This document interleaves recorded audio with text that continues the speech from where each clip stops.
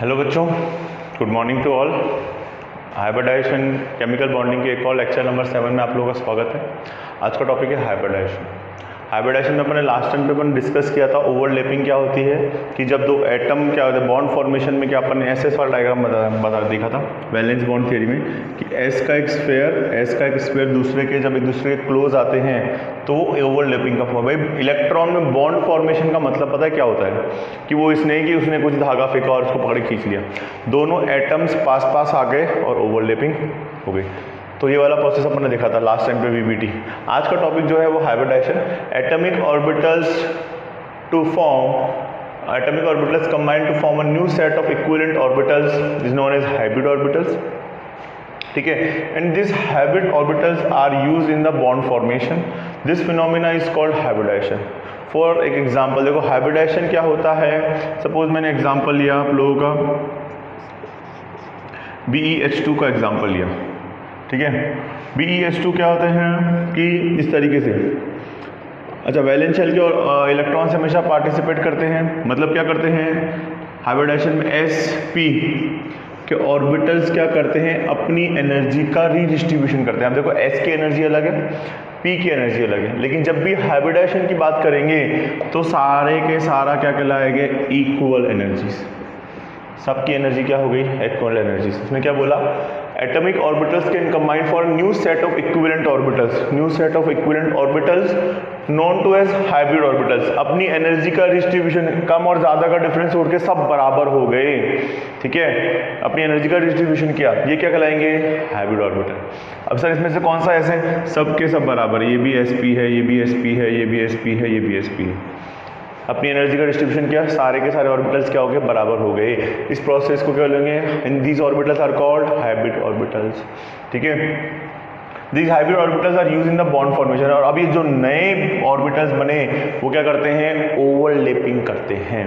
एक एग्जांपल आप लोगों को समझाएंगे, वहां से आपको समझ में आ जाएगा कि ये ओवरलैपिंग का क्या कॉन्सेप्ट है।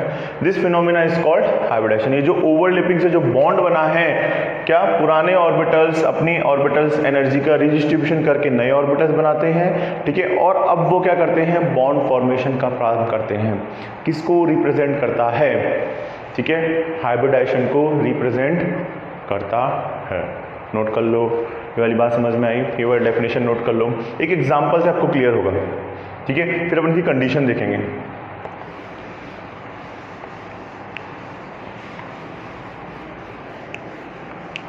पहले एक एग्जांपल आप लोगों को मैं समझाने वाला हूँ। क्या, BeH2 का एग्जांपल ले लो। बैरिलियम होता है 1s2 2s2 प्लस 2s2 ही होता है। ठीक है, ये वाली बात clear, 1s2 2s2। Atomic number 4। Beryllium का देखो डायग्राम बनाओ तो, अच्छा हाइब्रिडाइजेशन में अपन ने देखा था सिर्फ आउटर शेल के लगे, कंडीशंस में से एक है कि सिर्फ आउटर शेल के इलेक्ट्रॉन पार्टिसिपेट करे। मैंने बनाया 2s2। ऑक्टेट रूल में याद कर लो, सारे के सारे वैलेंस शेल के इलेक्ट्रॉन पार्टिसिपेट कर रहे थे, वैलेंस शेल के इलेक्ट्रॉन, ये मैंने बनाया 2s2। अब देखो दो बॉन्ड बनाने, अब ये क्या करेंगे, ये नॉर्मल ऑर्बिटल, ये s ऑर्बिटल, ये p ऑर्बिटल। अब अपनी एनर्जी का डिस्ट्रीब्यूशन किया, मतलब अब क्या हो गए, सारे के सारे, ये भी sp है, ये भी sp है, ये भी sp है, ये भी sp, सारे के सारे इक्वल हो गए। यानी कि इलेक्ट्रॉन अब ये वाला था, ये यहाँ पे और ये यहाँ पे चला गया। ये वाला इलेक्ट्रॉन जंप करके यहाँ पे चला गया, या इनकी एनर्जी बराबर थी तो यहाँ से यहाँ जंप कर गया। भाई एक ही बस में बैठे हो, अब मैं आगे वाली विंडो सीट बना के पीछे वाली बैठ गया, बात वही, एक ही ट्रेन के कोच में हो, वैसा ही है, एक ही ट्रेन के कोच में सब बराबर हैं अब। ठीक है, अब क्या होगा, ये बन गए नए ऑर्बिटल्स। इन सब की पहले इसकी और इसकी एनर्जी अलग अलग थी, अब नया ऑर्बिटल बन गया। ठीक है, और अब हाइड्रोजन का एक एटम और हाइड्रोजन का दूसरा एटम आकर रिप्रेजेंटेशन होगा। अभी एक एक का डिटेल कराऊंगा, sp sp2 sp3 sp3d sp3d2, यहाँ तक अपने पोर्शन में है। लेकिन आप लोगों को समझ में आना चाहिए कि पुराने ऑर्बिटल्स ने अपनी एनर्जी का और इलेक्ट्रॉन का रिडिस्ट्रीब्यूशन किया ताकि नया हाइड्रोजन आ सके। ये वाली बात क्लियर, ठीक है। इस तरह का हाइब्रिडाइजेशन क्या करते हैं, sp हाइब्रिडाइजेशन, और डिटेल में बताएंगे। अब देखो ये वाला समझ में आया, एनर्जी का ये दोनों की डिफरेंट डिफरेंट एनर्जी, जब सब बराबर है, इसको ऐसा लिख लो सब बराबर है। अब इलेक्ट्रॉन इधर रहे इधर रहे इधर रहे, कोई सी भी बात है, कुछ फर्क नहीं पड़ता, सबके सब क्या हैं, बराबर। ये वाली बात क्लियर है। अब आगे की कहानी सुनो। अब इसमें कुछ कंडीशंस हैं। पहली कंडीशन है पहली कंडीशन क्या है, always valence shell electron participate in the hybridisation. Valence shell electrons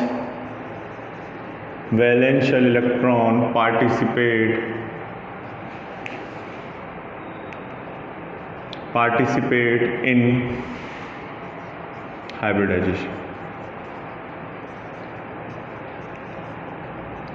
कि हमेशा बाहर वाले, जैसे मैंने कहा 2s2 पार्टिसिपेट करता है, 1s2 कभी भी पार्टिसिपेट नहीं करता, क्योंकि उनका ऑक्टेट कंप्लीट होता है, ऑक्टेट रूल के हिसाब से रिलेट करें। फिर दूसरी कंडीशन है आप लोगों का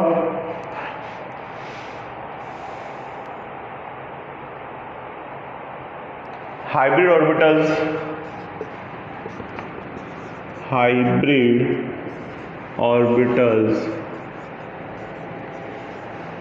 have equal energy. Hybrid orbitals formed by almost equal energy orbitals,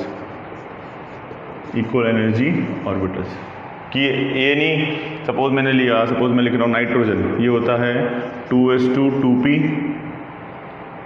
2p3, ठीक है। अब इसमें 1s2 का कोई रोल नहीं है, तो अपन मान रहे हैं कि ये जो ऑर्बिटल्स हैं बहुत ज़्यादा नहीं, एक 1s का पार्टिसिपेट कर रहा है, एक 5s का पार्टिसिपेट कर रहा है, कभी भी नहीं, एक ही ऑर्बिट के ऑर्बिटल्स पार्टिसिपेट करते हैं, जिनकी एनर्जी जो है हमेशा, और ये अगर थोड़ा भी डिफरेंस है ना तो अभी सब बराबर हो गए। पहले ही दोनों अलग अलग थे, s अलग था और p अलग था, लेकिन जब हाइब्रिडाइजेशन की बात कर रहे हैं तो ये सब बराबर हैं।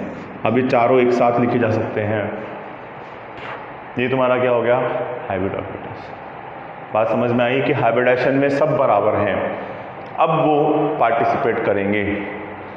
जब आपको एक स्कूल से, कॉलेज से रिप्रेजेंटेशन के लिए अलग अलग ग्रुप ने पार्टिसिपेट किया, लेकिन उनमें से 4 लोग सेलेक्ट हुए, एक अच्छा ड्रम बजाता था, एक अच्छा गिटार बजाता था, एक अच्छा सिंगर था, ठीक है, एक अच्छा बांसुरी वादक था, ठीक है।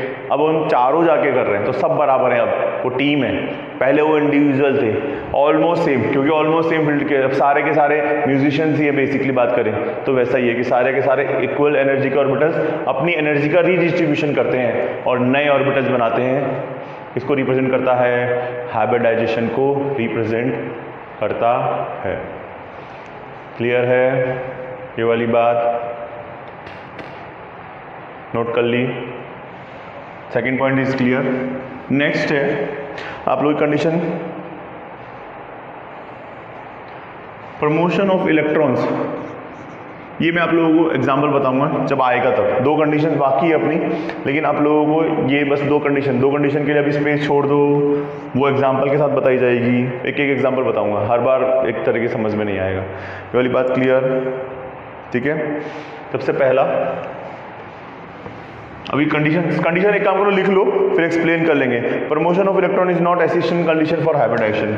लिख लो, promotion of electron is not essential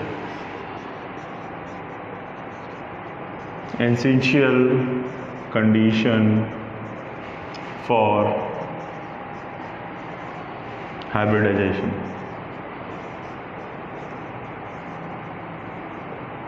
essential condition for hybridization.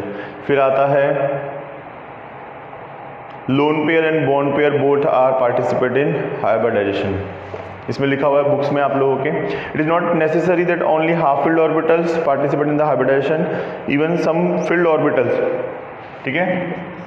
लिख लो, शॉर्ट में लिख लो, लोन पेयर आप लोगों को बताया मैंने, lone pair and bond pair both participate.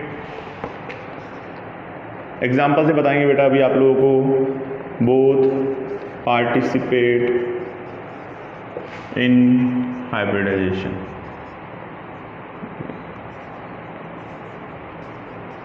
In hybridization, lone pair and bond pair both participate in hybridization. Note कर लो, ये दो कंडीशन आप लोग एग्जाम्पल के साथ बताएंगे। नोट कर लिया, ठीक है। एग्जाम में मोस्ट कॉमन क्वेश्चन है write the essential condition for hybridization, we have to write these all conditions. अब देखो, सबसे पहला तरीका हाइब्रिडाइजेशन की बात करें,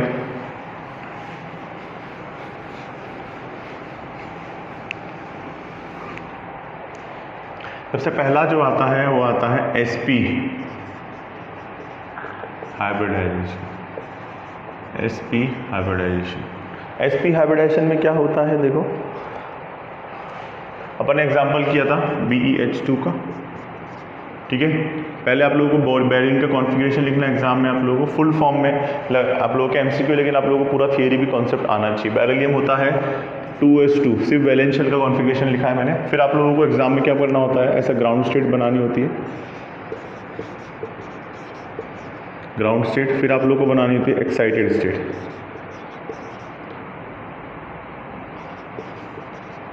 तो ग्राउंड स्टेट में आपको वैलेंस शेल के इलेक्ट्रॉन, ये होता है 2s2, 2p जो रहता है वो इसका खाली होता है, ये है, ठीक है। अब ये करेगा अपनी एनर्जी का रिडिस्ट्रीब्यूशन करेगा, मतलब ये इलेक्ट्रॉन यहाँ से यहाँ जंप करेंगे और सब बराबर हो गए, ये सब बराबर हो गए 1 और 2। सर दोनों को इसमें क्यों नहीं लिखा, अभी सब बराबर है तो इसमें भी आ सकता है, कोई दिक्कत नहीं है। लेकिन देखो किस केस में जंप करेगा, किस केस में नहीं करेगा, आप लोगों को पता चलेगा यहाँ से। बेरिलियम देखो 2 हाइड्रोजन के साथ बॉन्ड बना रहा है, मतलब क्या होने चाहिए, 2 हाफ फिल्ड ऑर्बिटल्स होने चाहिए, 2 half filled orbitals are required over here. तो you can write it like this, 1 for hydrogen, मैं डॉटेड लाइन से बना रहा हूँ बच्चों, दूसरा अदर 1 इज फॉर हाइड्रोजन। सबके सब अपने क्या किया, ऑलमोस्ट इक्वल एनर्जी के ऑर्बिटल्स ने अपनी एनर्जी का रिडिस्ट्रीब्यूशन किया, ठीक है। और अब नया ऑर्बिटल बनाया, it is called hybrid orbitals. This process called hybridization. कौन सा हाइब्रिडाइजेशन, एक S का और एक P का काम आया, तो कौन सा हाइब्रिडाइजेशन हो गया, SP हाइब्रिडाइजेशन। ये एग्जाम्पल था। तो देखो इसमें क्या होता है, sp हाइब्रिडाइजेशन में क्या होता है, 1s orbital and 1p orbital participate in this, ठीक है। तो इंपॉर्टेंट बात, 1s orbital and 1p orbital participate in this hybridisation.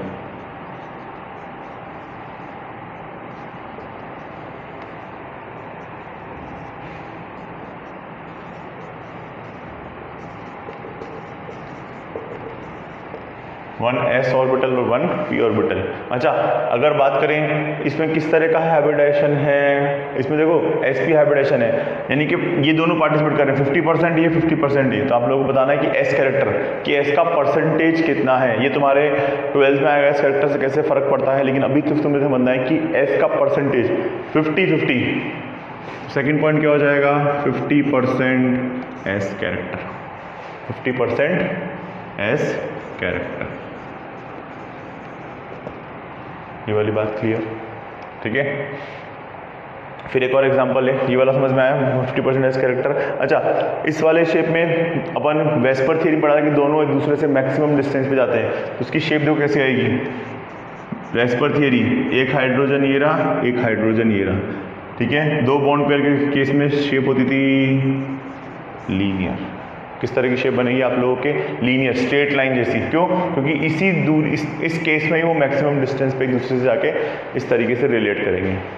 Clear है, ये कौन सा हाइब्रिडाइजेशन हो गया, ये कौन सा स्ट्रक्चर हो गया, लीनियर। तो आप लोगों को ग्राउंड स्टेट एक्साइटेड स्टेट बनानी चाहिए। अच्छा, दोनों ने बॉन्डिंग में पार्टिसिपेट किया तो दोनों के दोनों क्या हो गए, बॉन्ड पेयर्स हो गए, 2 बॉन्ड पेयर। क्लियर है अच्छे से। ये किसका एग्जांपल है, sp हाइब्रिडाइजेशन का। पहले नॉर्मल एग्जांपल, फिर एक्सेप्शन केस बाद में करेंगे अपन। ये sp का, सपोज सब कर दें, ओके। ये तो सेम ही रहेगी आप लोगों के। मैं बोल रहा हूँ मुझे बनाना है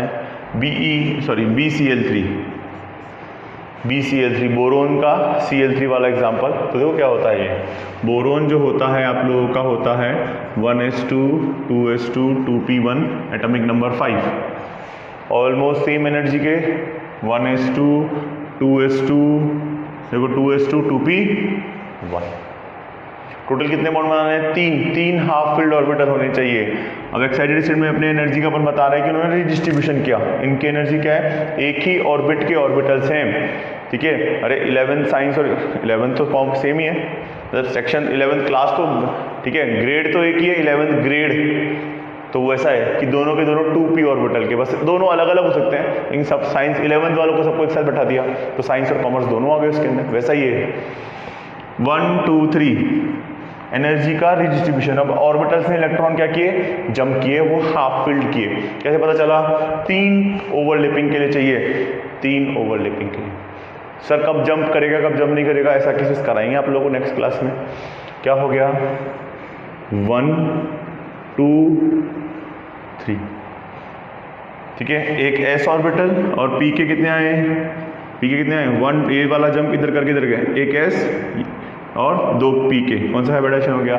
sp2 हाइब्रिडेशन हो गया। नोट किया, ठीक है। इसमें 1 s ऑर्बिटल और कितने 2 p ऑर्बिटल्स ने पार्टिसिपेट किया। 1 s ऑर्बिटल और कितने 2 p ऑर्बिटल्स ने पार्टिसिपेट किया। देखो टोटल डिवाइड करके 1, दोनों में इक्वल, तीनों में इक्वल डिस्ट्रीब्यूट करेंगे तो कितना परसेंट एस कैरेक्टर आएगा? एस का परसेंटेज कितना हो जाएगा? 33.33%। ये वाली बात क्लियर? 33.33%। नोट कर लो। अगर इसकी डार्क शेप करें, ये तुमने वेस्पर थियरी में पढ़ा है, इसकी शेप कैसी होती है देख लो। ऐसा होता है BCl3, एक Cl इधर एक Cl इधर, ऐसा।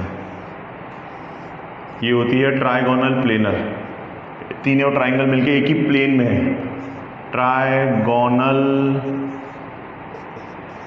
प्लेनर, ट्राइगोनल प्लेनर शेप होती है। ये वाली बात क्लियर? Trigonal planar. नोट कर लो। नोट किया, ठीक है। तो इस तरीके से ये हाइब्रिडाइजेशन एग्जिस्ट करता है, ट्राइगोनल प्लेनर।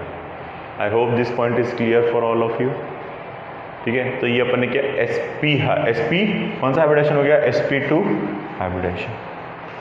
तो आज के लिए इतना ही बहुत है बच्चों। नेक्स्ट टाइम पे अपन बचे हुए रिमेनिंग हाइब्रिडेशन कंप्लीट करेंगे। Thank you from my side, all the best, bye bye, take care, God bless you, thank you.